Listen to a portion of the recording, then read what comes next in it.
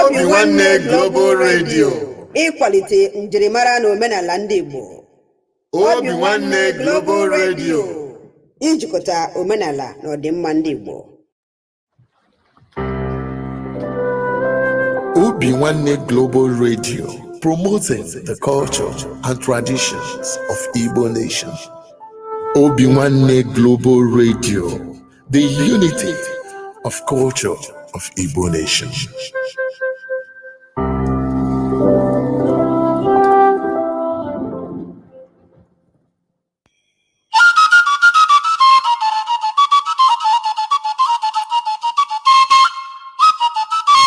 Obinwannem ndị Igbo Global Cultural Movement Foundation.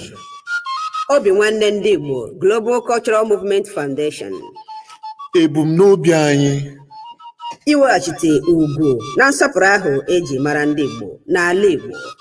Ime ka ihe ndị ahụ eji mara ndị Igbo chapụta dịka ugo site n'inwe mmụọ nkwado na ịhụkọrịta onwe anyị n'anya. Ịhụ na ahụhụ na mkpagbu dum anyị gabigara na mgbe gara aga bụzi nke echefuru echefu maka otito na ọdịmma nke ọdịnihu ndị Igbo. Ịkwalite ọdịmma ndị Igbo site n'igosi ịdịkọ n'otu na agamnihu. Ịhụ na ndị Igbo jikọtara onwe ha dịka ukwu asịsa, were ofu obi na-arụkọ ọrụ iji hụ na njirimara na omenala ndị Igbo na-achawapụta ka ihe na mba ụwa. Ịkpọlitekwa mmụọ ndị Igbo ka obi sie ha ike ma na-anụ ha ọkụ n'inwetazu ebumnobi ha dị mma maka ọdịmma ndị Igbo n'ala Igbo. N'ikpeazụ, ịhụ na onweghị nwa afọ Igbo ọbụla gaala azụ na mbọ ahụ a na-agba maka agamnihu, ọdịmma na nkwụdosi ike ndị Igbo. Maka ajụjụ na ihe ndị ọzọ ị chọrọ ịmata gbasara ebumnobi anyị, kpọọ Director nwa Chineke Okechukwu Ugwu na mba Ukraine na akara nọmba +380 975 221413, maọbụ osote Director nwa Chineke Ombiageli Okorie na mba America na +134 720 86637, maọbụkwanụ ịkpọ Manager Obinwannem Foundation Enugu Nsukka Branch nwa Chineke Chinedu Nnaji na akara nọmba +234 806 723 1144. Ndị Igbo bịanụ ka anyị jikọta ọnụ dịka ukwu azịza, maka na azịza dị n'ukwu anaghị ekwe mgbaji, ma anyụkọ mamịrị ọnụ ọgbọ ụfụfụ. Obinwannem ndị Igbo Global, ofu obi ka anyị ji aga.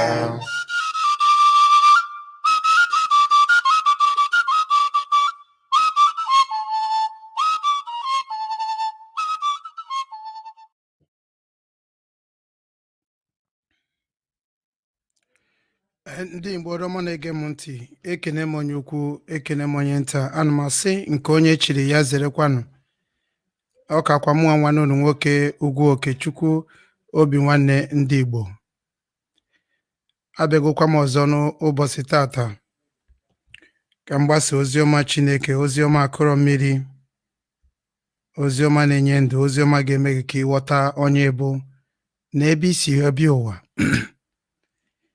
Tata bụ nkwọ ikuku, anyị na-ayọ eke kere ụwa, onye naanị ya na-afụ n'ihe na-afụ na nzuzo, onye mazụ mkpa anyị, onye ma ife anyị ga-eti mkpu n'ala Igbo anyị, onye mara ihe mụ na gị ji bịakọ ọnụ n'ụwa niile, wee sị na ife na-eme anyị abụrụ ife anyị ga-eji gba nkịtị, onye mere anyị ji wee ghọta n'ezie na ndị politishan ndị Naịjirịa ji anyị agbara futubọọlụ, onye mere ka anyị mata ebe nsogbu anyị dị na ihe anyị ga-emekwa ndozie nsogbu anyị. Onye ka anyị bịara ikene tata n'aha mmụọ nkwọ nke ji ikuku akpa ike. Anyị na-asị ị na-enene anyị ma ọ na-ege anyị ntị n'onu, ka ị na-ayọ mmụọ nkwọ n'ụbọchị tata ife ị chọrọ ka o meele gị na ife ị chọrọ ka o mee n'ala anyị bụ ala Igbo, ọ kacha nwere onwe nke anyị na-achọ n'ime Naịjirịa, maka na ife ọbụla ị yọrọ mmụọ ka ọ ga-emere gị n'ife. Ya bụ na mụnwa bụ Ugwu Okechukwu Obinwanne ndị Igbo, onye amaji Ụmụakashi nke dị na Nsụka, Enugu, Biafra land, ebe mụnwa zodoro ọkpa na-agwụ n'okwu nke a na-achọkwa ego ọfọ n'afa mmụọ nkwọ ikuku.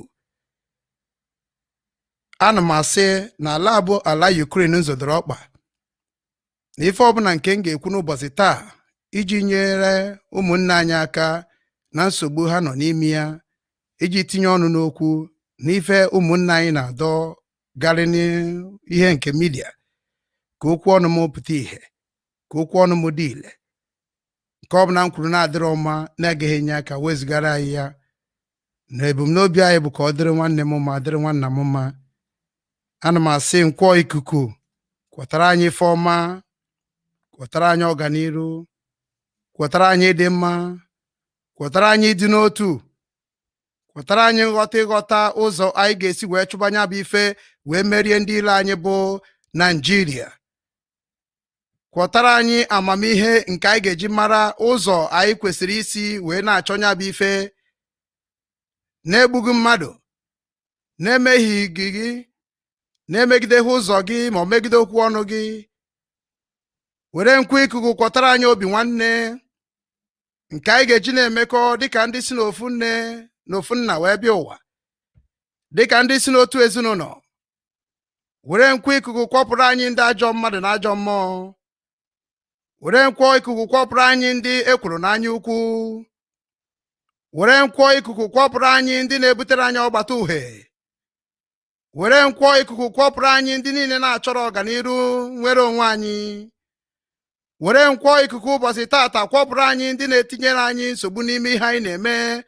Anyị ji obi anyị niile wee na-eme ya dịka m si bido na 2013. Were nkwa ikuku kwapụ ife niile bụ ndị nke ji Nnamdi Kanu na mkpọrọ Naịjirịa.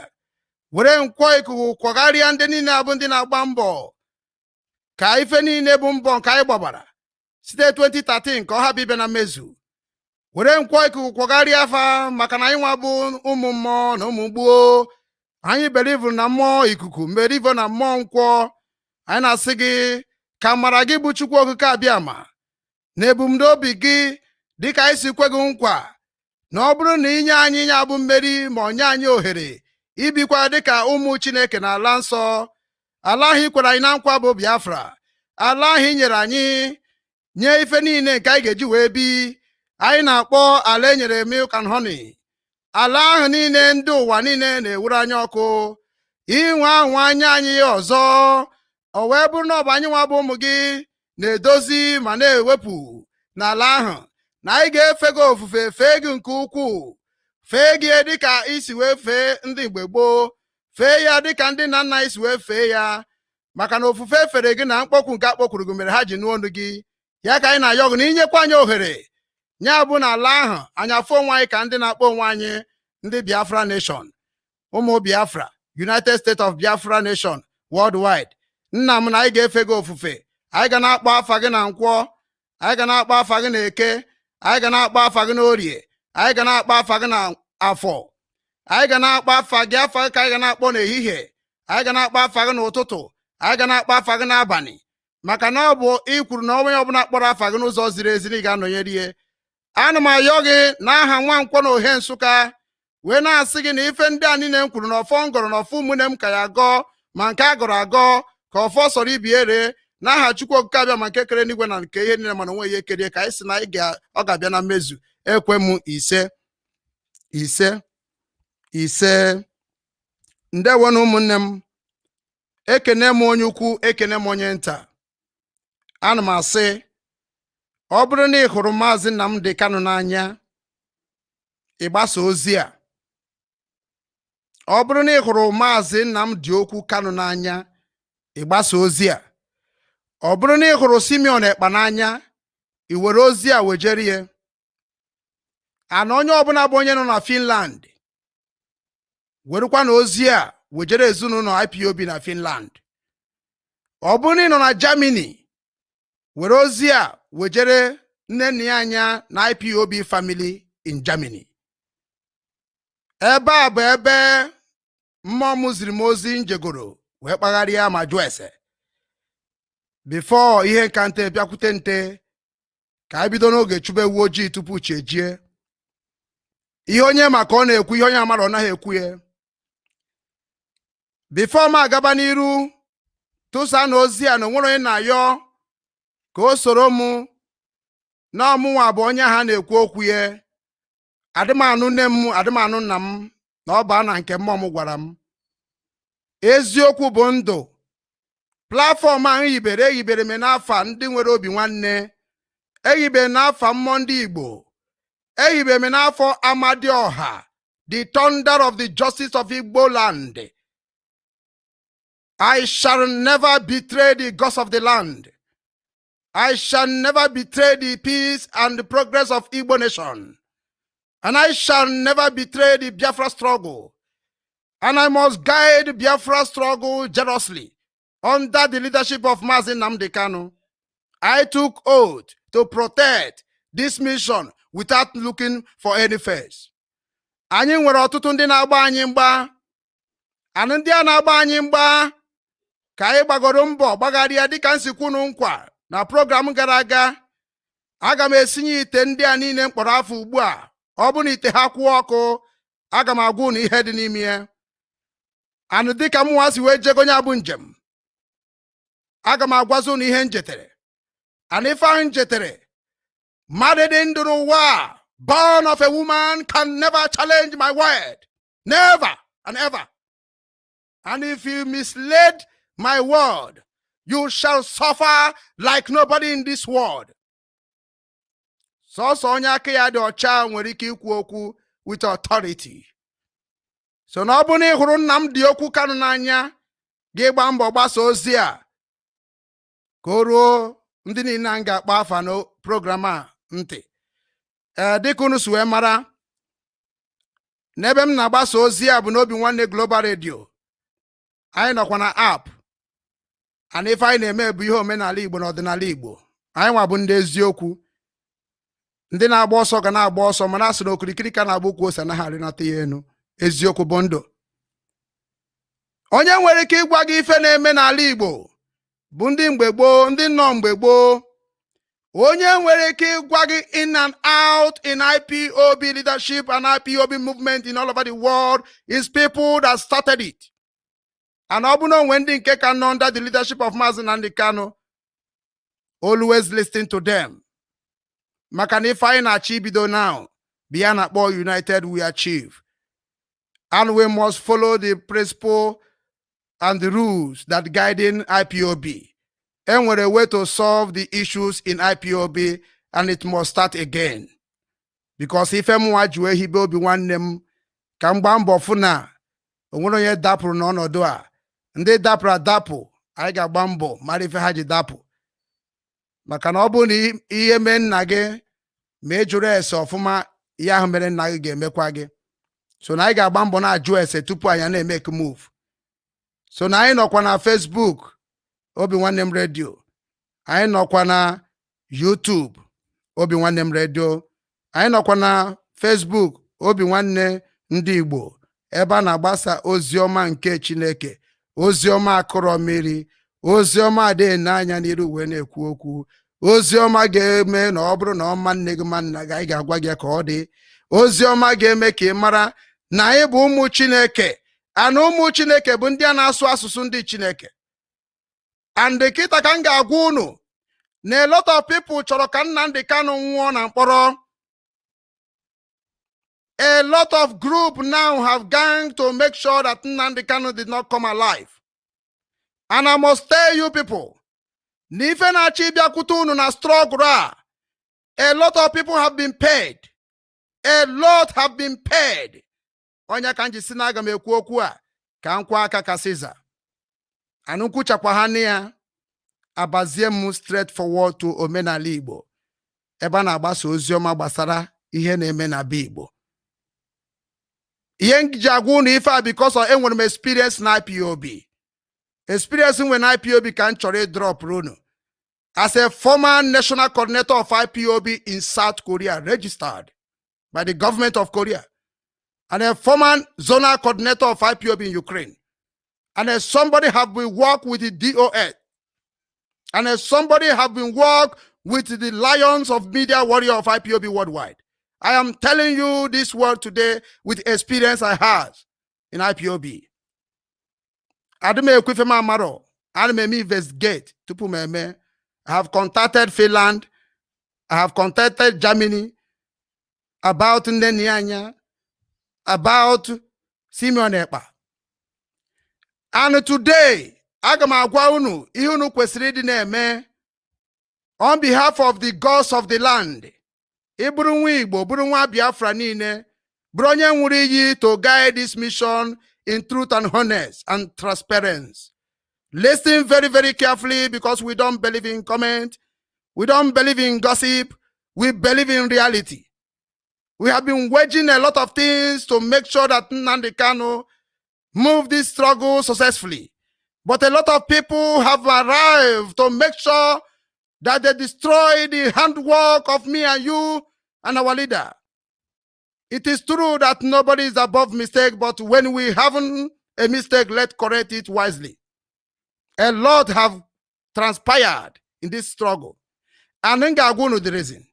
So I make a bata. When I saw you know Positata bu Ugwu Okechukwu Obinwannem Igbo. Omuwa the CEO Obinwannem Limited Liability Company. Omuwa the director of Obinwannem Media Company. Omu the director of Obinwannem Igbo Global Cultural Movement. And me make unu mara na enwere mission mbịara n'ụwa ime. And enwere mission gị nwa bịara n'ụwa ime. Make sure that you go accordingly your mission. Make sure that you follow your heart.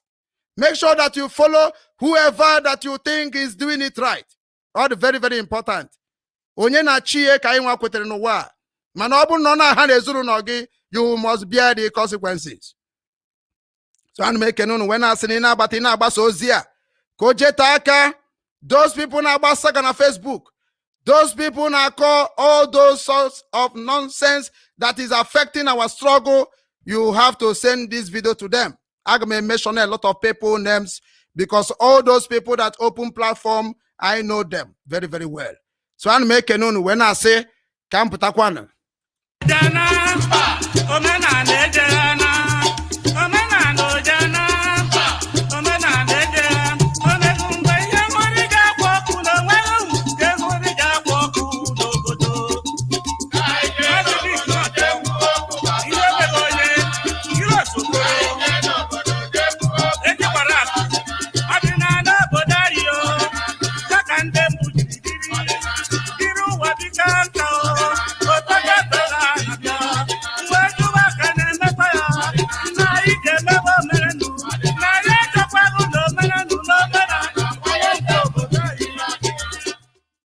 Otu akọdị ụna anụgo ihe nwanne anyị nwoke gụrụ n'egwu a omenala ka anyị na-eme anyị na-ajụ aka na-emezikwa ya bụ omenala.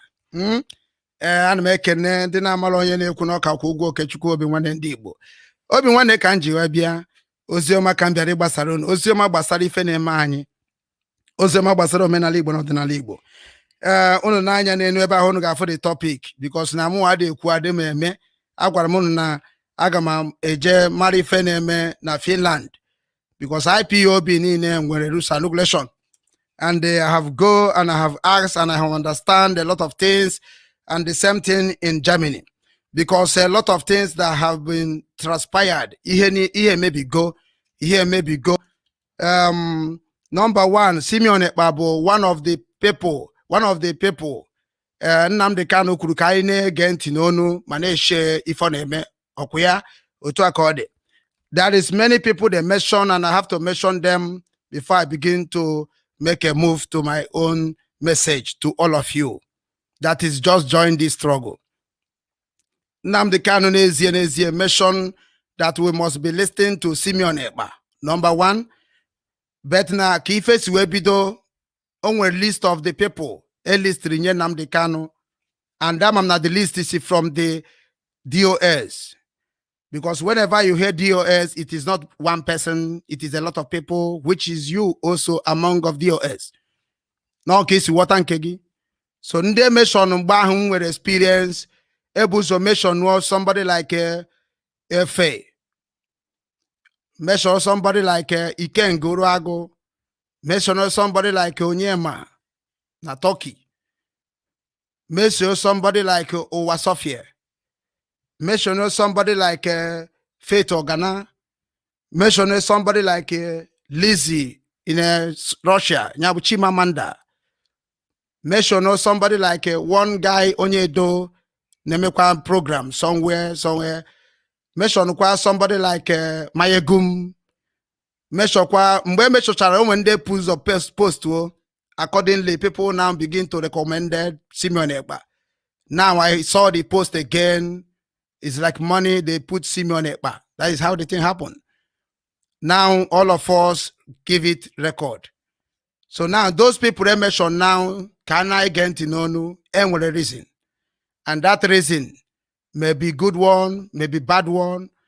But we, especially me, that know Nnamdi Kanu since 2013, how he walk, how he act, how he talk, I understand why he recommended those people.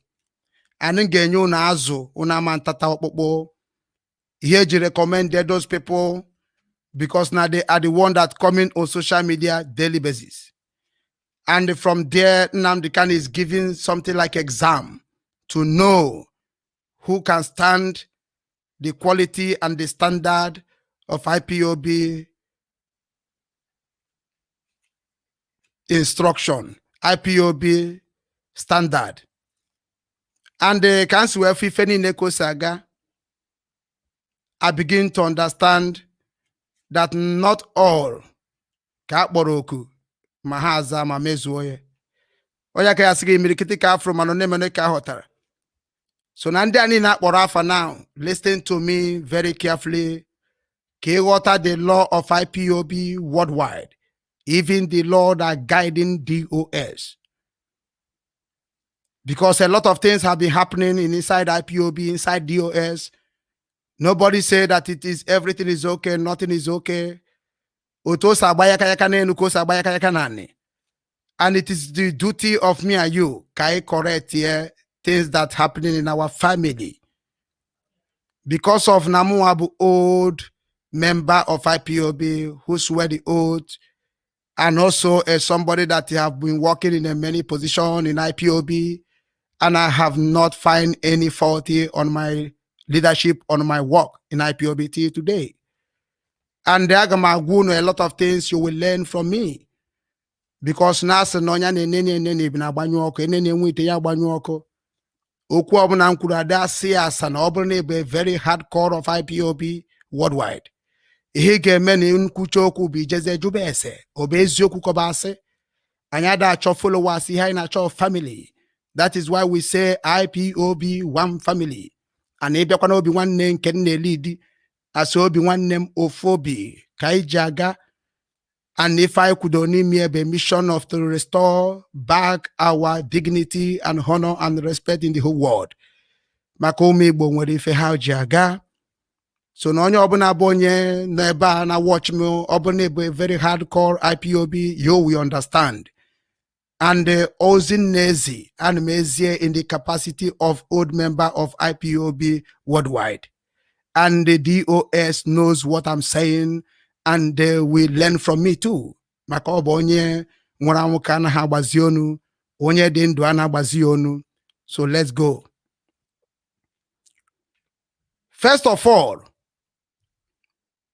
experience I have in IPOB leadership since 2013, I learned a lot. And what I learned, ka m kwuo n'olu ndị be anyị, mana m ga na-etikwe nke mmụta nwụ na bekee. Go when I wako. So the end dress here like this because of some people Barafa. If I'm not an IPOB, Madam Kamara Namu go to talk in a wisely. Many people respect me and many people advise me because Muhammad Sege that now I don't do mistake. I do mistake And I stand to be corrected. That is why I don't accuse people so easily. Especially Finland, IPOB, and Germany. Very important. A lot of because I will reveal a lot of things now. The structure of IPOB, that's why you see Obinwannem message to all IPOB family worldwide. The structure of IPOB is still there. The structure of IPOB I can use here. The structure of IPOB can aganiru. And the structure of IPOB, I urge you to call my number. This number, call it, I teach you the structure of IPOB. Nke NNAMDI KANU gibere, nke NNAMDI KANU jaga, nke monwomu werewe tinyere na akpandi Korea. Makana tupi ne register any foundation ige with the terms and conditions and guidelines. So na nke munwa nyere the government of Korea kanga agunu today. Nke njiwe guide ndi Korea today on agarha nkoma nga agwagya today. Nke njiwe kwuru na Ukraine nga agwagya today. Nke agwara ma the day swim in office of this leadership or movement nga agwagya today. So listen very carefully. And one rules and regulation is what is guiding IPOB, now indigenous people of Biafra worldwide. And we must follow it if we want to resolve all those issues. Very, very important. On your social media, people want to pull me down. Why? Because now I do make genti mbe na mmana na-ekwu eziokwu somebody na agbaga ya agbaga. I do make genti. And on your njuwesi IPOB jisimu noro independent. Can na-ekwu ka ọ dị today. IPOB say I should be independent in media warrior, not in IPOB, not in family, in media warrior. Like as I'm broadcasting now, I am independent for a reason. And the reason I will tell you today so that you will learn. And the thing gakuru 19 wokebo Simon Ekpa o learn. So if I maybe femo onya na achuru ajabo kemo ezioku ka you geji restore this Biafra. And ezioku we must use.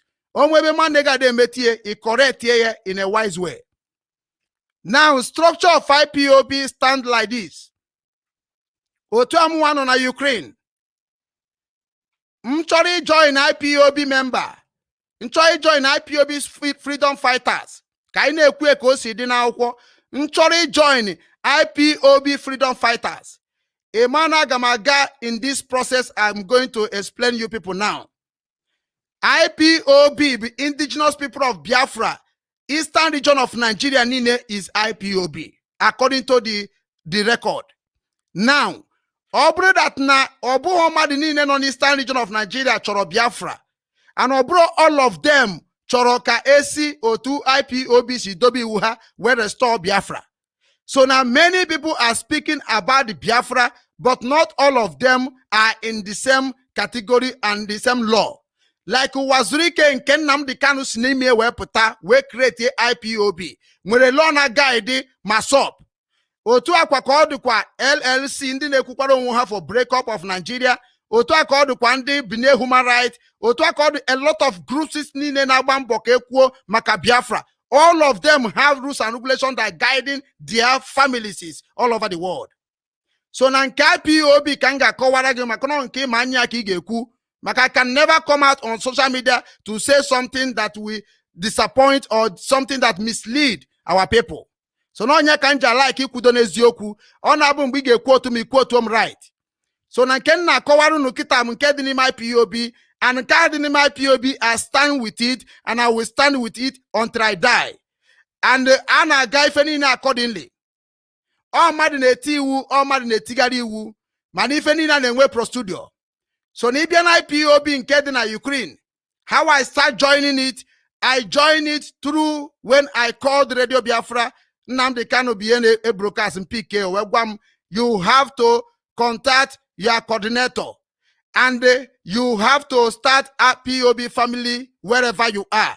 Joamun eba no en where IPOB family nsia no na ihe nwere ebe abo ohaneze ndị Igbo muwa kpokoro Igbo movement in kpokoro here. Also, then you have to explain our people why they will join the struggle. this is the movement of the struggle. O mere me explain on the air. Osro mu chere ka onye coordinator mere me explain.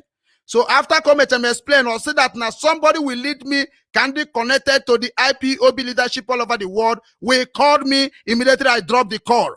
And Ozubo drop here. Somebody called me. Semina onye do send the all this number. Now I called Radio Biafra, and that is how the thing started. Now I communicate with Onye Nkeneba on national coordinator, which is the name is Chikemalusi. Now Onye can connect here. Since I have more inside IPOB, Guam the rules and regulation, and I accepted it. Mwesia tupu mane make move, no gabia megini, or gabia swim in, according to the oath.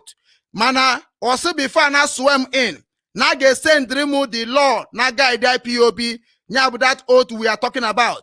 The law na guide IPOB, na ge send me through email. Then, through email, we are sending them. Then, open and gucha the law. Open and got here na the law. Mu make Yamara reply here that I am agree. Because the law are not going to be forced. Now oga bige jaka go here to anymore to pull you bring reply. Then he sent the mail on my email. He sent the oath on my email. Mu I got through on it. Go chaya to be honest in the spirit of the gods of the land that is helping me so long. That law is what I have been expecting in my generation. Because with that law, Onyuku gebiri, Onyenta gebiri, Mwesi and I like this law. I like him here, but in Obo Nebia, Nagama do some questions. And then at this law, all the two critical. Nandina got in the Wahanyime Mama got here, or some no nyaka, Ijiwe call law for the job. Now Muko the Zerina cover her how I understood. Now the job begin. Mua may invite to my city. May invite to my city. Or better than my city. By then, Muwe create to go. A lot of people. Hagada, I name a meeting. A day to Alpha. Every record of the people that join me in IPOB, this Odessa zone. I have their record. I have the address down to home. Because I do things with the full details of who you are. Because I may keep record of my lifestyle. Because I'm the whole wa. No bunny with a record. Ogi Peruo, I get Pebugu, unless the boy nechete, they can do. Now, every record of my people started from the day join IPOB, I have all the record. Now, can see bido the thing. Now, mu bido when I cousin the bany in the queen menu. First of all, Rejem na ebem na gada Igbo global, Igbo Odessa here. I told them about this struggle. They refused. I said that now. Hatch or anything that's going to connect them to Biafra. Biafra is a war. Mua bidogo baba go monka. Mana mua gaba story there. Mananga caught here to show you that now this movement have a process. And if you go the right process, you will never be confused. You may never be confused in your generation. So now, mua make a move.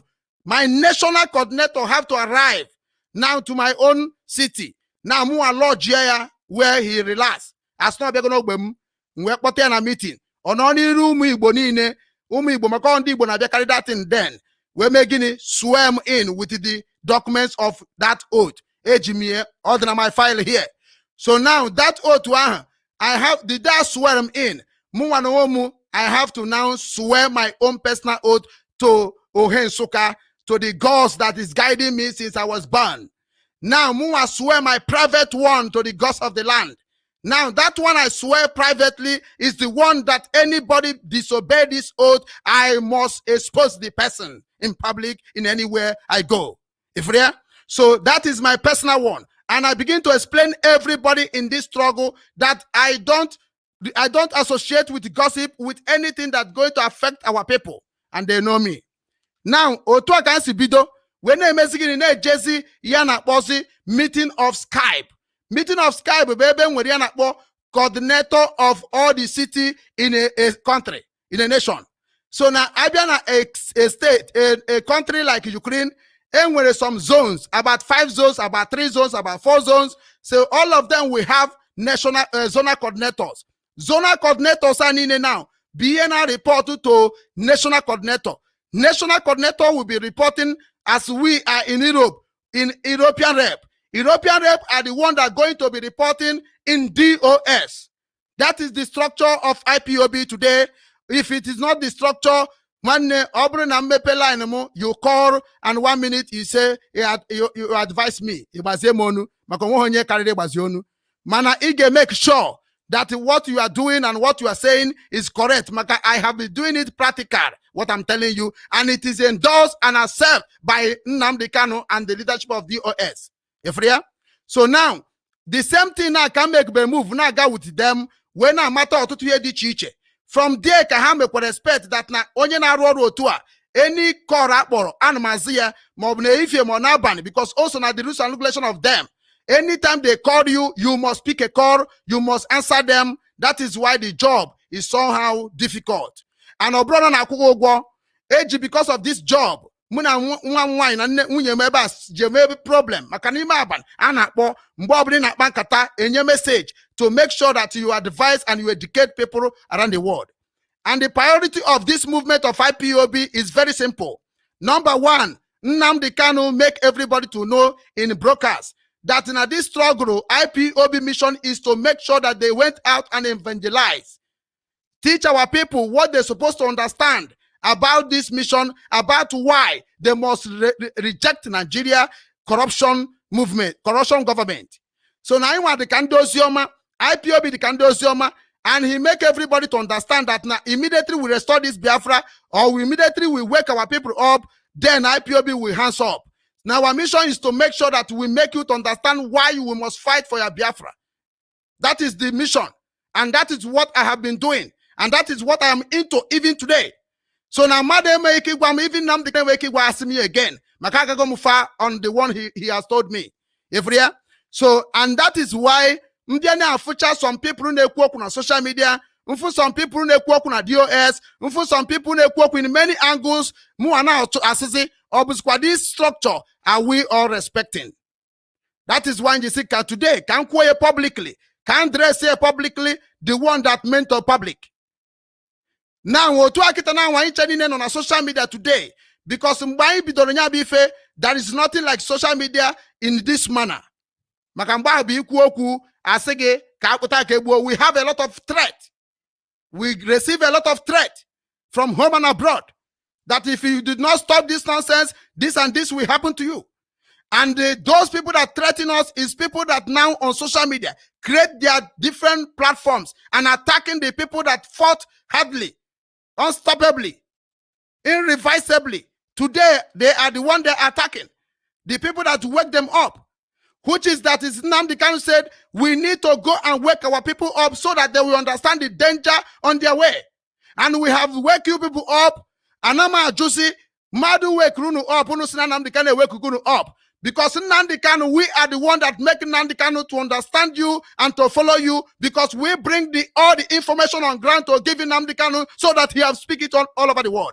And when there's some certain guideline in IPOB that you don't know today, that is why you see some DOS they don't speak, because they have the people that are speaking for IPOB worldwide.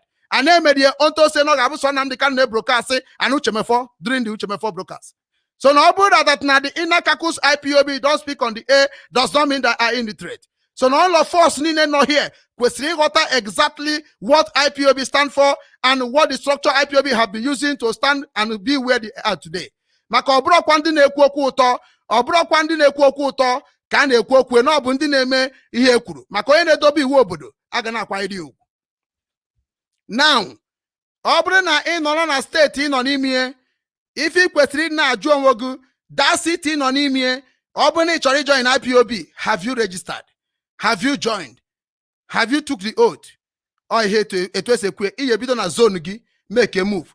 Ọ bụrụ na zone gị na-enwere okwu dịka that family there, you create that family in that your zone, in that your city, before you make a move to the nation.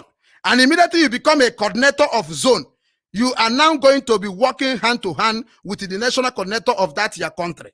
Now, the national coordinator of your country, Bonye where the power to go to European rep of that area ununonimie.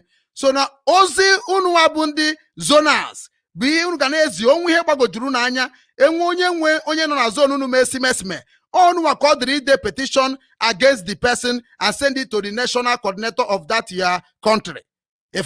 So no that no nya meri na coordinator meri on national coordinator called he will require the report we did in the DOS. And the who come na DOS got reply ngwa a treated the matter immediately. Oh, to a fortune and DOS have not failed me when on my own regime. If we get so if I'm through DOS, Hana Samyang Gwangwa, you are not requested from DOS, Hana request me, I reply Mungwangwa. So on your kanja says, Kedive Mezrinu Oji dise, Kaiwan Wani, and a fuzzy DOS asna, Hada Roruha, open a Hada Roruha on your own side. Then Iguani Higini Hapara, you may be na him maintaining him Mezurie, Muan with power to go to them, as I have the privilege to communicate to some of them. Because all of them that is in DOS, I have communicated with them one-on-one and know the kind of people they are. And all the very difficult for people to convince me to say they do this or do that. And I've come on social media to become against them without going and ask them the questions. I know we henny nusuru. The case we go and case Simon, but the team pay me when the mother comment about Simon Ekpa. I have to go on ground at bottom Simon Ekpa because I have to call the inner caucus of IPOB in Finland to know what exactly is transpired in these issues in Finland. Makana onye get treaty the case Simon Ekpa is Finland IPOB before DOS. To structure of IPOB structured. So now, anyone the IPOB worldwide family, obro that na in respect the umbrella of NNAMDI KANU, as we always say, IPOB under the leadership of NNAMDI KANU, then you have to respect the law. You have to respect the law. If you cannot obey the law, then he can maybe put that aside. He put that aside. Create here anything you wish that can help this struggle. If you are doing well, the same IPOB family will endorse you. It is recommended and openly said by Nnennaya Anya. It is there. So nobody that nichi mife may on your own. Don't use us. Don't use your own to suppress us. Don't use your own to intimidate us. Use your own brain, activate it, or to Nnamdi Kanu to use his own brain, activate his own. And many people are bringing the message to me that Nnamdi Kanu condemn Wazirike and make his own move. I will explain you people a lot of things today. So now, this struggle. All depends the given watch. All depends the given against. All depends the given this struggle to be in the way you two want it. Voluntary interest. So no one you cannot cut away question where I teach na accuse mad or madamba or less onye na block the Biafra restoration. Or less onye na block Biafra restoration. Unkwani na ikwere Monday Igbo, more Biafra ni nebo Biafra restoration, not human being. Unkwere na the structure, not human being, not to protect anybody, but unkwere na IPOB law that I will never be against of my principal officers. If we get an ebo na free hegeme Nnamdi Kanu, bonya gedobe niru nejiranya ya, that na obu na mbankete, emana muwa asobotage go the struggle. So na anything of na game ka Nnamdi Kanu da, ki ike Nnamdi Kanu da, na muwa nore ye, na gabambo, fight here on it. And na gabambo, review on it, so that we start in time and protecting it. Oh, he swear to that place. Onya merafa Nnamdi Kanu jide. Because here you webte Nnamdi Kanu is because na obu that nine ejije, yana when you have na name one leader, one president. So now here is I webte only him to be making sure that now we are gonna conclude do everything I in quota because majority carry the vote is what we're using in IPOB struggle. If we so no that ne kucha nyama we get janya wefo na ihe ndi madu ku no bi ndi madu so ebe ndi obi madu gara ka Nnamdi Kanu naga onya ko jibrez bonye ndu. So now ibiaze na the IPOB family worldwide a lot of things have transpired. Now Biafra land yeme eji we address people in Biafra land. Nnamdi Kanu said every movement about Biafra struggle in Biafra land will be coded. You people should know on yourself. Know how you people will be gathering and be making meeting without making it in publicly. Oh, yoku no kuronya obuna maybe en uche ya maybe ekunu gesimenwe nkuna ma menwu happen here yeni ne bruise side outside abroad. So outside abroad still intact in the law of IPOB. If there so now I want to why you turn on Ukraine now have some issues in the family and when a family obuna on one hand issues but only obuna mark has a treaty the family issues here. So no obodo no n'ime outside Biafra land, you're supposed to know how we treat our mass, our movement in our families. Efria. So no obu na gị no wogu nwere issue na family gị. Otu anyị si we nwe issue na Germany, asị Nnennaya Anya asị Nnennaya Anya asịrọ. Enwe issue na Finland, asị Simeon Ekpa asị Simeon Ekpa asịrọ. Ya ka ngeji kọwaru na ihe niile a kunu we o wedu na anya. Efria. So no obu na bụ onye IPOB, wọta na akwụkwọ a lot of people ụgwọ online. Obrota ka gbabara war online. Onye mere ifu mu like ikpo mmadụ mkpo onye nke iyi mkpo onye nke iyi because not against the oath ntukuru. Ifuge. So na ndị anyị na-achọ bụ ndị government of Nigeria, mụ nwa na onwe m especially bụ ndị ụka ka na target na because anyị pull go ndị government anyị agbajisigo nku ha na ndị ji anyị kịta na bụ ndị ụka. Kedu ka ndị ụka si jide anyị because na anyị emeghị ihe nna anyị ga-eme n'ike nke aka anyị egbu anyị ka esi gbuo anyị. Kedu onye nwere ike ịpụta n'afa nke Chukwu abịama, afa nke Jizọs, afa nke ihe niile na-akpa akpọ wee talk to the government? Kedu onye nwere ike ịgwa gọọmenti okwu n'ụwa niile ha anụ ya internationally or religion? So now ya ka religion mata kwesịrị iji pụta, ha kwesịrị put some certain things to help me and you. Maka anyị nwabụkwa religion a na-egbu egbu nke aga. So na onye ọbụla na-abịa na social media na-eme attack, listen to me. Listen to me very, very carefully. But before mu ane aga n'iru maka nke gbasara Finland and Germany ka mpụtakwa maka na ọkwa na betanu bụ na ahụnama ka mpụtaka nwa mmiri. Obinwannem Global Radio, ịkwalite njirimara na omenala ndị Igbo. Obinwannem Global Radio, ijikọta omenala na ọdịmma ndị Igbo. Obinwannem Global Radio, promoting the culture and traditions of Igbo nation. Obinwannem Global Radio, the unity of culture of Igbo nation. Ndị Igbo ndọma na-ege m ntị, ekenekwa m onye ukwu, ekenekwa m onye nta. Ana m asị nke onye chiri ya zere. Thank you so much, thank you so much. Ndewo m Igbo ndọma na-ege m ntị, jisie n'ike na ozi a na-ezu na ọ ga-adụ n'ozigbo mkpa. Anụnụ ga-agbasi ya ka o rukwuru ndị a niile mkpọrọ afa. Now, ndị Biafra, all the Biafrans all over the world, unu afugo the structure of IPOB. So now unu bụ ndị ga-ejezi na ya country anywhere you are to maintain this thing. Go to your zonal coordinator, from your zonal coordinator to your national coordinator. You have right. You have right to question your zonal coordinator. You have right to question your national coordinator. You have right to question your European. You have right to question DOS. But you have to do it in a proper channel. That is what they are asking you. After my investigation in everywhere. So now, if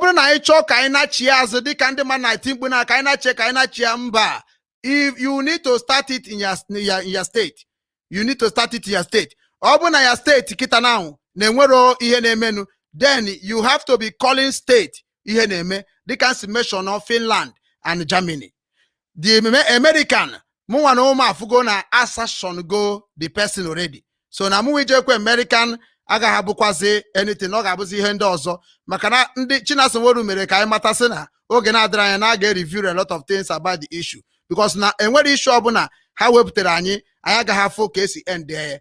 Anọ kịta ka anyị ga na-abịa na ezinụlọ anyị wee marazi ife na-emenu. Ị nwere right ide leta ị ga-adres DOS ideye nye ya zonal coordinator, from zonal coordinator nye national coordinator, from national coordinator nye rep, onye rep obodo gị, from rep onyeze DOS. It is must all ihe kwuru all the structure.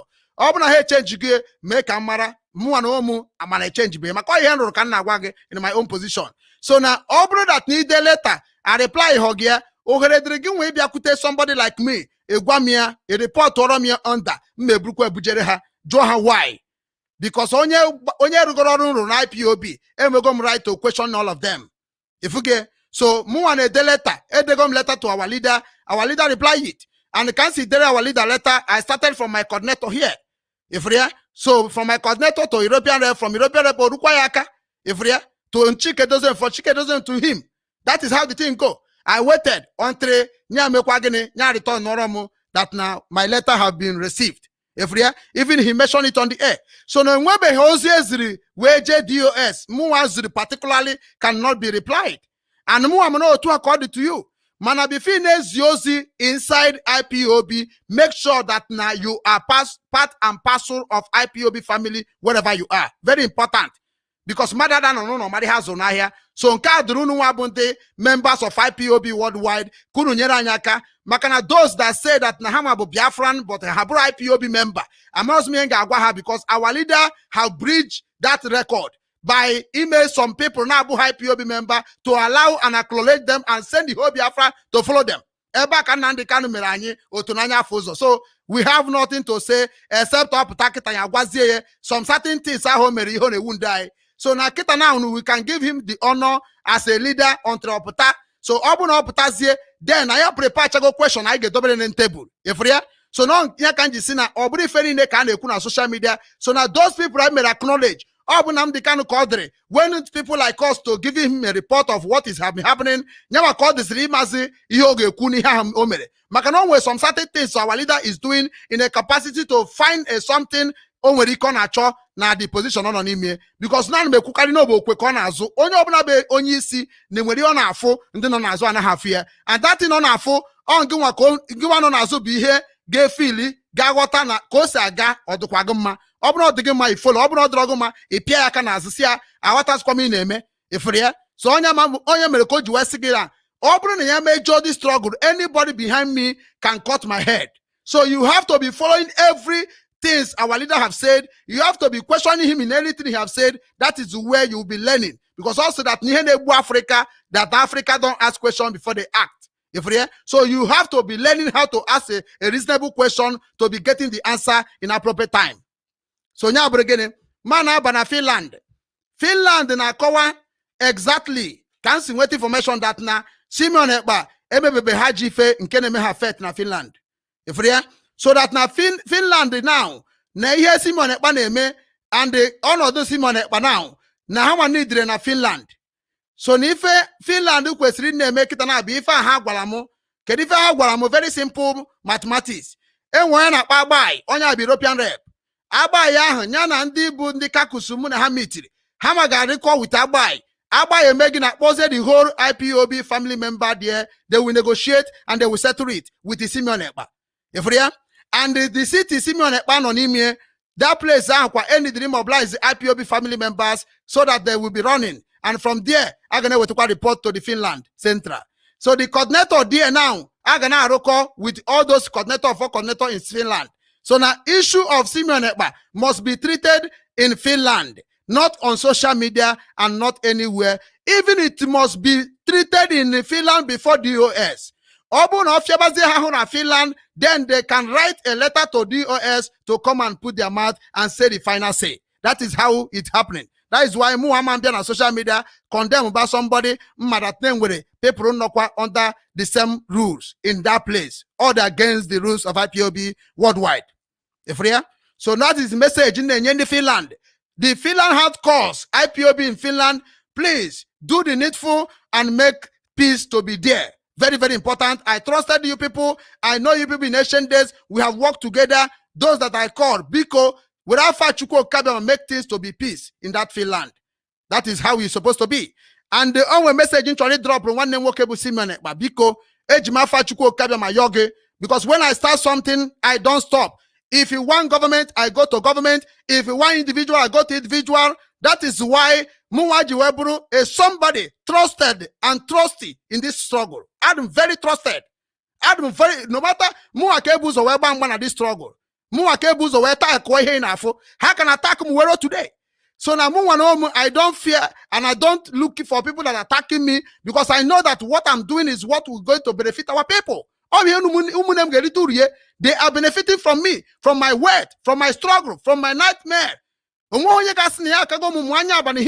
and make a program every day by day. Radio. So, but rules and regulation we are going through. So, forget about all the CCC. You are above all this nonsense. Every year, platform again. And this case in now, it is my lama time before the IPOB that I am under. Say stop. Every year, so more stop because now more free here corner biamba. Mana do to that na. Muwa on a media, Muwa Kenya the power, Makagwam Hagwa, my job. Now my job is to make sure that any platform that attacking this struggle, I must attack the person back. All him got DOS. And they understand. China Samoru, they understand. Because my mission is to know who is disturbing our suffering. That is my mission. So anybody Obunanachi can overheading or somebody Nachi Siazun or Batanify name must never be allowed. Even NNAMDI KANU can never do it. NNAMDI KANU can never do it in this kingdom. So some people just now, this Biafra is a business. So now give on a need the Kwara Ibia, Kamara Iheneme, no, our leader cannot say without DOS. So then when a lot of things in the water, Nebatana the engine. Because no to America to Bugari no. Uno nasna Bugari and he gain the citizen in Tokwe. Then getting me oji duko toa. So and Bugari were kitchen as so jagwa madoku because some were video gun guarantee last every 2 days or 3 days. In a play the voice of the family of IPOB in your program. It's against the rules of IPOB. That is why they must go and do something because this is going beyond. If we get because all Queen Mepe Otune in the Finland. If we so whatever give don't they meet in a member Makasi, Guam Makasa, Chopum, Kase Memi, Benka. But I'm already destroyed for my own image. Makanamu am Afuntana this struggle. I can never come on publicly and attacking the people that I work with because of one or two things. If we so now to go back and do the needful as a wise man. Because when you're not a wise man, act like a wise man. So every question the fuck up of this is going over on social media. It must be in family IPOB in Finland. And in Finland, you have a city where you live in Finland. If you get so now that place here, because to show NNAMDI KANU that you are out on it, and show the whole Biafra that you are out on it. I went to Korea. I started and make sure that I created a family, a different cities there. The job is there. The work is there. So now before you prove the whole world what you have done or prove your people what have you done, you must start from evidences. Because NNAMDI KANU brought one so recommended on social media is the first day NNAMDI KANU be the recommend the people. NNAMDI KANU have been recommending everybody. I recommended this work of this guy, or the it doesn't mean that no, I need to get busoha, mandate kainwa. Oh, when they are Makandis and have a Biafra, but not IPOB member, on they recommend the people like you. You free? Manakitana, the thing now, Kitana, Messi, Kasif, the Sena, you want to why the people that is making NNAMDI KANU, who is it today? Now, I want Mahazife. Now, China, go by NNAMDI KANU, without NNAMDI KANU, you cannot make a move. But now we are the one making NNAMDI KANU to be where he is today. If we get because all you see that now I respect IPOB movement, I respect IPOB family. Who are those people that he's respecting? Now we that make sure, make record, put record. So now do the needful. You say that you have intelligent people and you understand, you know the needful you're supposed to do. Lab attack on social media, that is a normal thing. Happen, it proves anybody anything in social media. Go back there and we expect a good news very soon. Because now the IPOB Finland, you will hear from them very, very soon. Because anytime Nantiraka, Agama miss here, Onya Merenju, where Bukwa Hembo, on Obinwannem Kambu, Udo Kanjabia, Udo Kanjaga, Okarianka, Imanama Brugukwa, if any Ndana bomb. Ekenemono Bundu, Geramonti. Now I Ghana, Germany. The same thing goes to Germany. Because in the Banya Mutago something in the the thing a year so good today. Even in Germany, somebody living in Germany and asking people outside of Germany to give him contact and record about somebody living in Germany. And some people going on at Germany and now accuse you some principal officers in Germany, and some people are saying that they are called IPOB in Germany. And I accuse you Nnennaya Anya in Germany. And Nnennaya Anya have done a lot of things in this struggle. And you people in Germany are there and looking this kind of thing to be happening. And you can say you are a child of Chukwu Kabiama. And you said that you are moving this thing in a truthful and honest. It's somebody that have performed something exactly similar like NNAMDI KANU. The people that structure those things. Is it how we are going to treat the fuck up? Somebody just come and just like that on social media accuse me a principal officer, and people in Germany will wait. And when okay here men of Ukraine here, and when I come in Korea, as far as I'm concerned today, anything I have to make a call. If it's my duty. So no happened on Germany, a whole Germany. Unu kwesịrị ịma ihe unu ga-eme. Ọ bụrụ na Nnennaya Anya adaghị iwu, then go to Nnennaya Anya and make sure that na the sin is true. Clear the conscience of the people that following this struggle. It is your duty. Same thing with American. This is the same thing happened when during Uchemefo. Things happening. And you people are there. We have executive of IPOB in every country. You cannot go and make peace. You cannot settle the matter of your family wherever you are. But you can come out on the public address who? Who are you addressing? If we are so peace in the country, how can you people claim that you looking for Biafra restoration? And for the people that not on social media, una accuse people, una maro ihamere. Because all the same thing now be done today. And the thing again, especially Orwaka Namdi can get bunana. No bunun chani retreat you, not chiazo to what I'm saying now. Because a lot of things Nnamdi Kanu mekwara. We be say that na ndị anyị na-attack si Nnamdi Kanu everywhere. Bukwa ndị na ọ bụ Nnamdi Kanu n'akụkụ. Which is na anyị nwa ya mama asị na ọ bụ eziokwu na ọ bụ asị. Ọ Nnamdi Kanu ka anyị ga na-ajụ. Somebody like me, and may record a lot of questions ga-ajụ Nnamdi Kanu. Na ọ bụ na ọ pụta. And many want Nnamdi Kanu to die. Because Nnamdi Kanu die, kita some this rubbish act now will just be a suspicious tale and or Chineke Nyai Biafra by suddenly. So now all of us must put hands together to make sure that nothing happened to Nnamdi Kanu. Nothing happened to Nnamdi Kanu. That is why all our effort now must go to releasing Nnamdi Kanu unconditionally. That is where we suppose, all the road is supposed to be. All the nations, all the coordinators around the world, except the people at home and a book or cook. But we in abroad supposed to be doing something tangible that will help this struggle. And this is the time, all of us now, we're Biafran, all of us in this movement to address DOS. Anything that they're not doing well, we put hands together in all over the world to shake them. Because it is our duty. That is how they structure it. So now, Obri no kota, Ibra IPOB member, Ibona IPOB radio, Ijuba Hajuju. I jog 2 questions, but even on social media, because they know everything, they know people who know what they know. So now, DOS ne go no why no unugu ne follow no proper channel to ask DOS a question, they will be giving you answer indirectly. Make when he for public, oto according to him na neme no. So now on a Germany, unaga on a Germany and castigate that a person like Nnennaya Anya. Ndi can on American, oto ask na Neni made something at drama. Then on America have to dig out. Only one representative in all those countries. That is why sometimes here IPOB they can demand that's not business or this and that, because you can't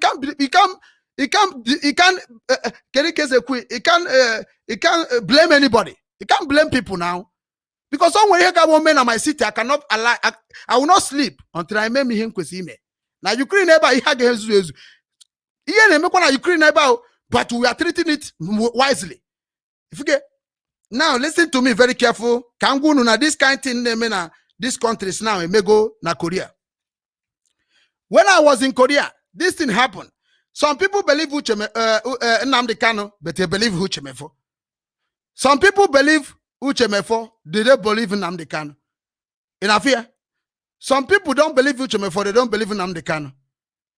Some people believe Omiomio, believe Clifford Iluanya. If the critical situation on email, so now, can you get you go see her? Now that they must follow my word. Or stenoquanum, stena my improvement, my acting, my pressure, how I talk, how I do, how I react. I prove them why they must listen to Uchemefo. I prove them why they must be listening to Radio Biafra every day. I prove them why they must be coming meeting every day. Every year. So that is why many people on social media don't like what I'm saying, because they don't want to be within Nnamdi Kanu. They don't want to follow, to be contributing what we are contributing, because if you don't have money, it is not a problem in IPOB. Nnamdi Kanu kukurieku, nobody will go in when you have a Facebook account, Twitter account, every account on social media to be retweeting whatever Radio Biafra is doing, whatever Biafra television is doing, whatever the people that is goodwill of Biafra are doing, what is attached in our what we are doing, what can bring Nigeria down. That is what he said. So now market data when I watch here, when I share, If you get, it's part of duty. Now, according to NNAMDI kind of structure of IPOB. So now, nigga join IPOB according to how Chinese will accept it. But for me, I think that everybody, every good word will join IPOB. If you get, so whenever chapter that now, brother, then why are we people shouting Biafra to come? Biafra cannot come without organize, because it can be negotiate with the government of the whole world. They love unity. They love unity. When I negotiate with the Korean government, if you get, I have to prove them. Now I'm with leadership, I'm with structure, I'm with office. I'm with office na Spain. Mechazi at last, they na Germany. If you get, so now I'm with office. They have to request letter from the office. Joachi Kedozie Mubone na have letter. Joy Sharep. Osco Keke. Joaham Bobone na letter. To make sure that now I prove government of Korea that we are for it. If we are, so you are the one that going to be make that country you are to be stand and to be beneath doing it for. So now we're all I need a question individual, not only on social media. China someone will run arrow, Anya mane ruebenine, or former will run arrow, Anya mane ruebenine. Chike doze will run arrow, Anya mane ruebenine. The same Nnennaya will run arrow, Anya mane ruebenine. If we are all those people, even our leader. So you have a collective interest. Man, I need in a union way, so that the whole world will understand why they call us a largest movement in all over the world. A largest movement freedom fighters all over the world. That is what we get. Can you guys see what here? All structure and culture. So if you are those people on social media, today, to be honest, nga agụ na eziokwu, Nnamdi Kanu kwurie n'okwu, enwe ike play kwu ebe a ka mma na menwetie na record. Also, many have bought to serve Nigeria DSS on social media. Try to be smart enough to know people that are talking about Biafra in the way that na iga na nketa ka nkechi. Oh, ihe ga na ekwu okwu. And onye obula no na IPOB, an magwabu ni before. Onye no na IPOB, join ya. Before you follow the person. You go there again on IPOB. So now okuzie iwe mara. Because you gonna address when art. Makana ndi na Facebook na ndi na follow many people. They are not the strong IPOB members under the Nnamdi Kanu. And many chori pull Nnamdi Kanu down. Many chori can Nnamdi Kanu part of picture. Because name ya kariana, watch name na agba Nnamdi Kanu mbana. Watch name na agba IPOB mbana. Now, enwere ndị dịka omyomyo team. Iru anya ha team in ancient days. Before ma bataka na agwa gị ya, akona asịrị sesese. Nke sesese a, mụnwa na ụmụ aghọtachaghị ya. Now, bet na ihe na-achọgoro Biafra. Ifuge, maka na ya bịara ebe ime leadership. Maka IPOB asịrị ọgụ na iwu na ị ga-ama ihe na-eme. Na ọ bụ na imetere ka the loss wee kwuo ịpụọ onye ọzọ abata. Ifuge, so anyị eji tie Nnamdi Kanu na-ewetere complain o reason ye ọ dịkwa na law ọ bụkwa according to law before fire. Ọ naghị anọkọta fire. Ifuge, so na ndị nke ahụ na nwere group nke ya uche mofe abịakwana gba ọ tikarịkwa. Ifuge, onye ọbụla niile dịkwa against him. Ifuge, which is ofu ya na-emere ọha agbakwa nkịtị. Enweghịkwa onye jụrụ Nnamdi Kanu kedu ihe uche mefo mere. Enwe onye furu na dis sagas niile na-ajụgasị ajụjụ. Onwe onye furu jụrụ Nnamdi Kanu kedu ihe uche mefo mere. Nobody. Ebe ka njiwe mara na a lot are going to wrong. And today kita now the same thing na na-eme uche mefo ka na-eme n'enyi anya. The same thing na na-eme n'enyi anya ka na-eme n'eli nwanne ka ọsọ n'ọsọ ya. Ọkwụye niile achụpụ onye ọkwụye.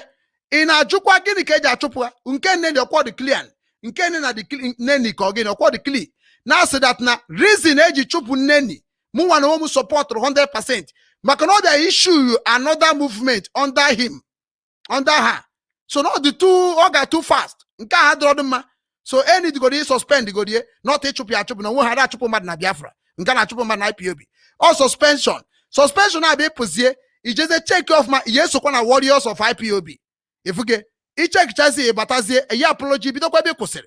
That is how the thing running. Ifuge, mana nke uche mefo I receive a memo. Ebe asị that na suspend gonye ibe.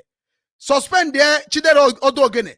So uche mefo No, but that na each so much each of so each no kwebe I know. Na chukwa ya bunta ka isa chua. Inorokwa.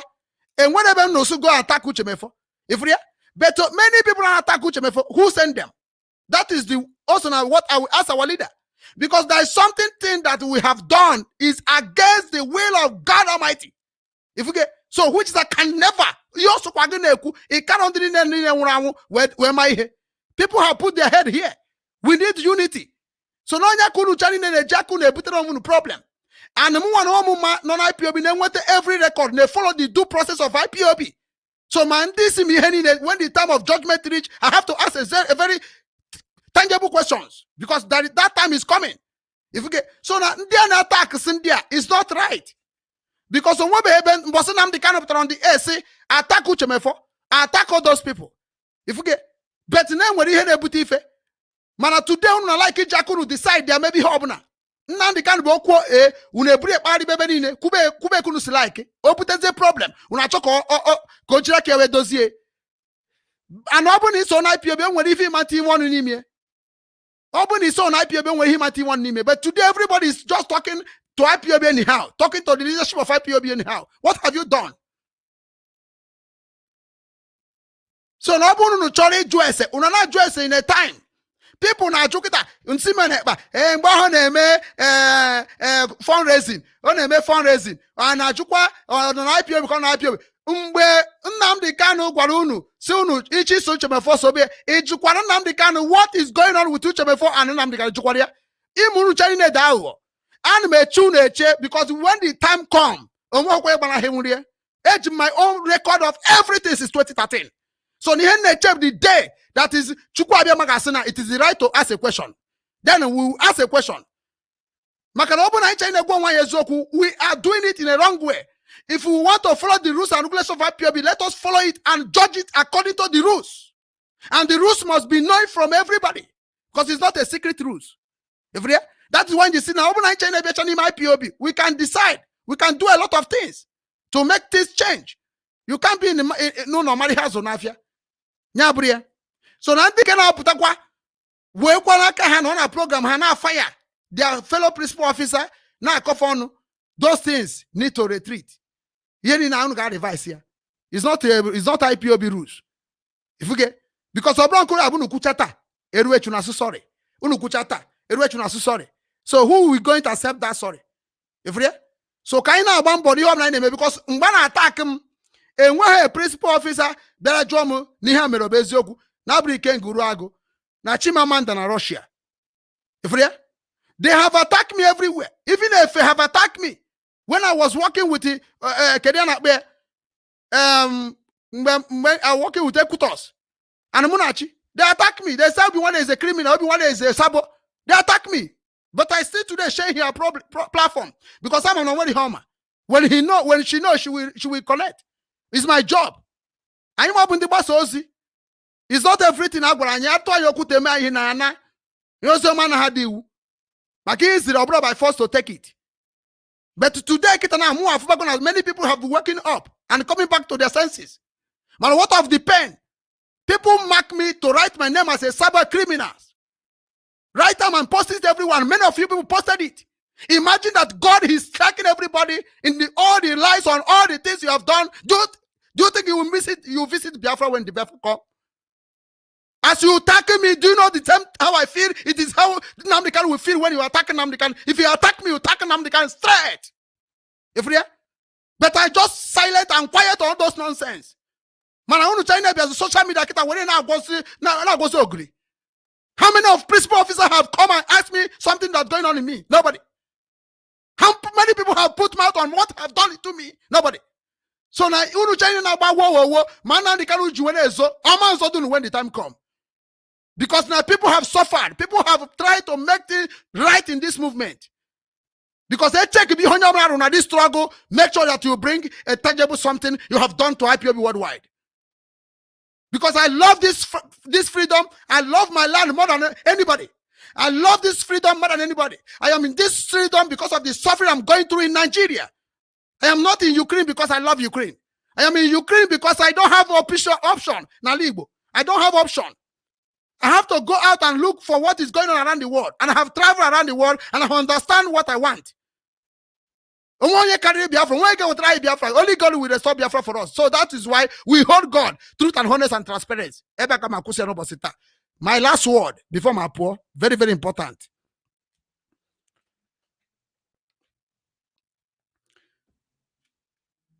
Okay, why can't you ask Obinwannem? Why don't you ask Nnamdi Kanu what Mefo did? I jugonu mienu. Obro mu na agunu. Baka mu wa ma ihe niile. Ifuke so na ama mi ho mere. Ani ya ho mere kita now. Ka m kwuru ime so no ngi wana wo kita unu deje attack zie na una makwu yo mere. Una makwa the rules. So nke aga. Last word. Ụmụ Chineke. Ọ bụrụ na ị hụrụ na Maazị Nnamdi Kanu n'anya, ị hụ dị struggle n'anya, gbaa mbọ mee ihe Nnamdi Kanu kwuru ka na-eme na IPOB. Nnamdi Kanu is not above the law of IPOB. Very, very important. Now, and the onwere ọ ga-abịa ime, the thing ga-ebu onye ọbụla aka. Maka na mụnwa nwere mmụọ nji aga ije. Ọ bụrụ mmụọ nji aga ka Nnamdi Kanu ji aga. Ọ bụrụ mmụọ nji aga ka Uche Mefo ji aga. Ọ bụrụ mmụọ nji aga ka gị nwa na-ekiri m ji aga. Ọ bụrụ mmụọ nji aga ka ndị ọzọ niile ji aga. I have my personal. Gị nwa nwere nke gị. Mmụọ m can never be betrayed. Mmụọ m can never be betrayed. Onye ka eji asị gị whiter than white and whiter than snow. I am not here to gossip. I am not here to say what I don't know. I am here to tell you what you must grab important. Because when the time comes, nobody can stop it in around the world. And I will start where my heart told me to stand. Because here in Achievable, something that will make us to be clean ourselves, and Biafra will not get it. After everything, we need to learn. We need to be correct ourselves. As long as you join here, any group video na song. But I'm telling you, the one I have been following in IPOB, if we all keep it as it is, Okechukwu, all the very difficult people but anemia destroy I. Kai keep onu. So now I'm na de all those what is in care for no can't question when care for no when care for no when care for no yeah. Okay, we must restructure DOS mean I ain't telling DOS yeah like Nnennaya Anya could be allegation Nnennaya be allegation. Some people in there know how DOS money. Kai draw her career name na DOS. Hang a guany. Obra Nnennaya Anya drama. It is up to us to ask a question. Sometimes say Nnamdi Kanu soon that now Africa die because they don't ask question. And there is a question we need to be answered. Because you remember na do question kwesi na aju. I know you can't do web today. We say can sacrifice here to make sure that all of you listened. If real. So Nnamdi Kanu point is to be working on media, try to go back to your duty, to be preaching about this, to be preaching about free Nnamdi Kanu now. Open Twitter, open Facebook, open Instagram, handle it on your own. Make sure that you are doing what many people will do. IPOB were media warriors. If you want to join them, then you have to write to their coordinator. The coordinator will now direct you how you will join, and you will be following the guideline of them, and they will be doing it as we used to do. If we get so now, open a choice ruoro kala Igbo kala Biafra ebia iga abia no ruo nke iga arunwu onwe nke bụ by force. Nya aburu ya. Open a man room with India. Imepe nke na aru on your own. I do Nnamdi Kanu meguru na knowledge. So now mission Biafra will be very simple, free Nnamdi Kanu now. Maka Nnamdi Kanu je lot of ihe I need ijiwe wenwete Biafra. Maka na obuna Nnamdi Kanu abatara okwu ya na agba jaga ka ya na agba na oburu na ya kpakọ nwa ya ọnụ we na aga in one channel and one mission. Second one, give us a date of referendum. This is why I started this struggle. I had not started it to free this, free that. Maka many IPOB, many Biafrans on Akporo. Obokwa so Nnamdi Kanu on Akporo. Many Biafrans on Akporo. So you need to be writing the whole names of those people. But why we write only Nnamdi Kanu? Because if you release Nnamdi Kanu, release all of them. Manangbe released in 2015 2017 Kedi hunu na-eme iji gbambo funa the whole people no kwade release the case ekwu nke Nnamdi Kanu kita. So ka ị na-aga n'iru because nna anyị Igbo don't take bribe. So now you can give us a date of referendum so that now we will decide our fate. The third one, no election in Biafra land anymore. Which is no election. Why we say no election is not that is not I whole in Nigeria, but I now want umunna bundi Biafra, bundi IPOB, bundi Homan Adema, bundi Henemen and Nigeria metegori in one way or another. So all of us have to do something that will shock the whole politician in Igbo land. So now okay election rule, I make a man with the election and made that day. If you get so we'll be looking and listening to DOS Maria Gagwani no Geruo. And una amargona Nnamdi Kanu geje court before then. What are you preparing? How are you preparing for the court of that day? Makas na no. So what are you going to be doing? If we get so no ga bamboni na prepare kwa the mission. And the lieutenant general yesterday, Ikpe Nnamdi Kanu no maye. As when a court did not appear, a postponed again. Iya ka ga emekwa mbosi ahụ na obuna ya gba hambo. Stand there in one voice. We must see Nnamdi Kanu. If we will not see Nnamdi Kanu, this and this will happen. Oh, yeah, I got start because Muamma game hachoreko. Game hachoreko na orukwa that day. I got go fire a postponed kwe akoko ge yitu another thing. A postponed kwe vina men election Anambra State ya. A men election Anambra State ya one ne Emmanuel was 2023 traffic to kana warm. So na kaibambo funa in Sunday one voice to make the whole Nigeria to understand that na that day I have from Nnamdi Kanu here dichegeme. We show them another thing. Makana sit at home we are doing, it is good, but the other side, it is not good. Because you obna demma, you obna dinjeba, when she demma. If you get so onya me na iche nege jiwata if I deme. Obo just ask it tukuna ono, itukuno, kedi hi na yo chigi, kedi ya mission. So now open Nigeria government to drip up Nnamdi Kanu that day, or make one or two story as the usual has a me. What are you going to do? So all of us have to have this thing in mind. I now join DOS. Now Bambo can they put you in order. Makoi higwalha kagenebe. That is why they need you there. Makon wherever anya generu anya haderu. Nkob na rurugaka iwetie na proper channel. Ewejere ha hatune maka isime ketie in order. Makon weko abeme anya chani na no problem. Ekene munu. Obu abwanu nwoke Ugwu Okechukwu Obinwannem ndị Igbo. Ife na abia be eme gini ịgbasa ozioma nke Chineke nke akro mmiri. Ozioma gbasara omenala Igbo. Ozioma gbasara ọdịnala Igbo. Ozioma gbasara njikọ nke ụmụ Igbo n'ụwa niile. Ozioma gbasara nwere onwe anyị bụ Biafra. And ebe nse wetara nya bụ ozi bụ na Obinwannem Global Radio. Anyị nọ na Facebook, anyị nọ na Instagram, anyị nọ na YouTube.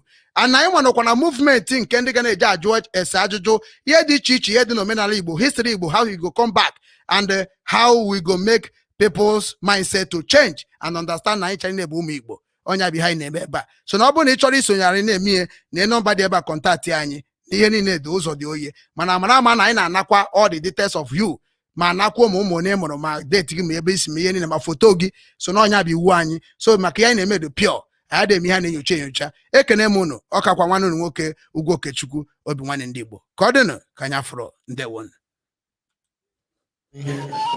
iweghachite ugwu na nsọpụrụ ahụ eji mara ndị Igbo na